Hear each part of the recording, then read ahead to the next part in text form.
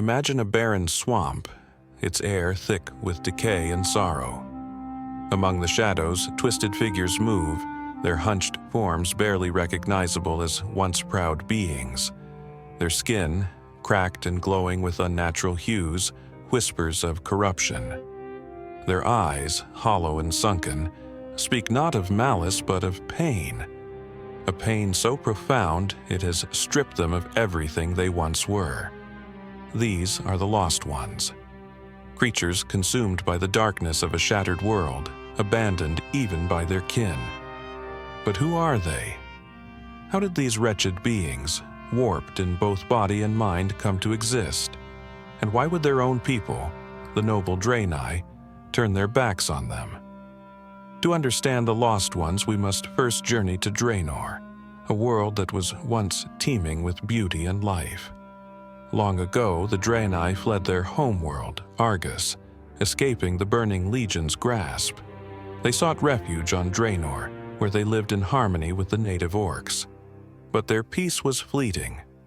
The arrival of demonic energies shattered everything. Entire generations of Draenei were twisted beyond recognition, their identities consumed, their memories fractured. And so began the tragedy of the Lost Ones, a tale of survival, despair, and the haunting cost of corruption. Draenor was a haven of peace, a vibrant world of rolling hills, lush forests, and sprawling plains. For the Draenei, it was more than a sanctuary. It was a second chance. Having escaped the Burning Legion's tyranny on Argus, they found refuge among the orcs, a simple yet noble race whose shamanistic ways resonated with the Draenei's spiritual connection to the light. For centuries, the two races coexisted in harmony, their bond unshaken by their differences. But Draenor's tranquility would not last. The Burning Legion, unrelenting in their pursuit of the Draenei, cast their eyes on this verdant world. Their emissaries approached the orcs, sowing whispers of power and dominance.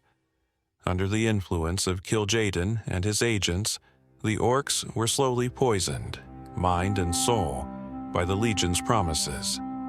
Their shamans turned to warlocks, their elemental spirits abandoned them, and their thirst for conquest became insatiable.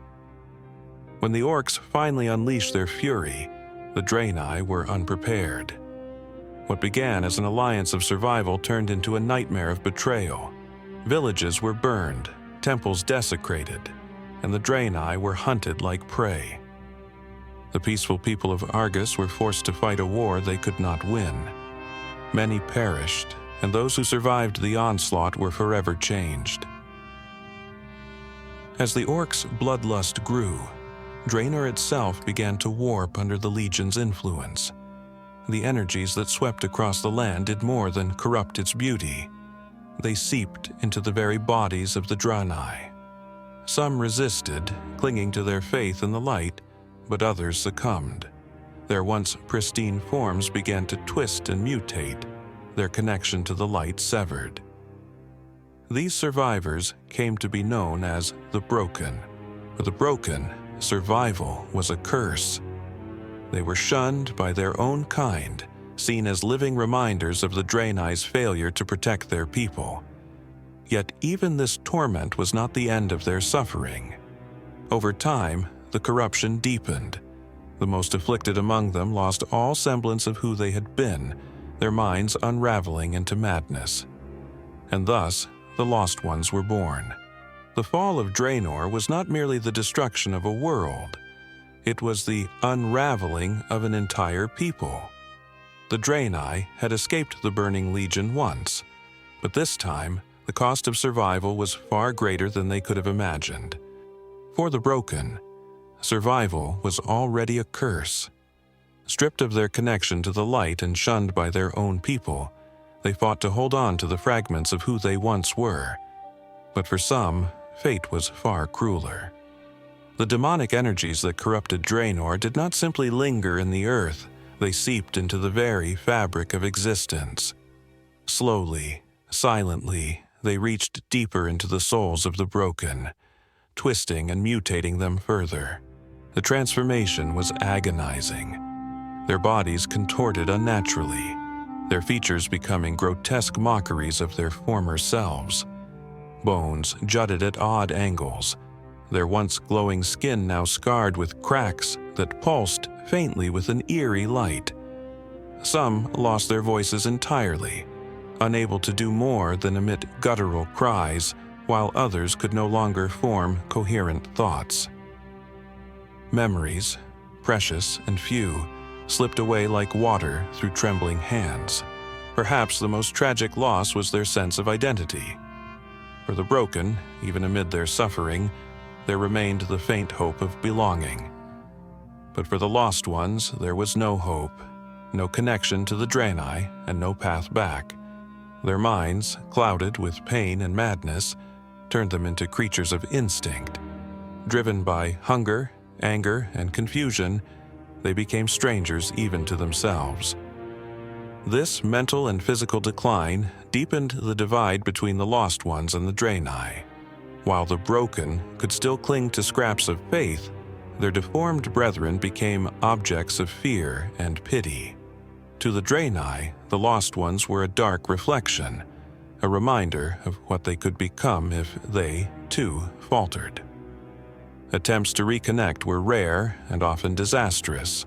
The lost ones, consumed by their fractured minds, would lash out in violence, mistaking even gestures of kindness for threats. Still, there were whispers among the Draenei, questions of whether their people had failed the lost ones. Could more have been done to save them, or was their fate inevitable? Yet these questions were often silenced, drowned beneath the weight of survival. It was easier to look away, to mourn silently, than to confront the possibility of guilt. The lost ones, once proud Draenei, became living testaments to the horrors of corruption. They were not merely forsaken, they were forgotten, fading into the shadows of Draenor and Azeroth, their stories told only in hushed tones. When Draenor shattered into Outland, its skies ripped apart, and its land broken into floating fragments, the lost ones were left clinging to whatever pieces of their existence remained.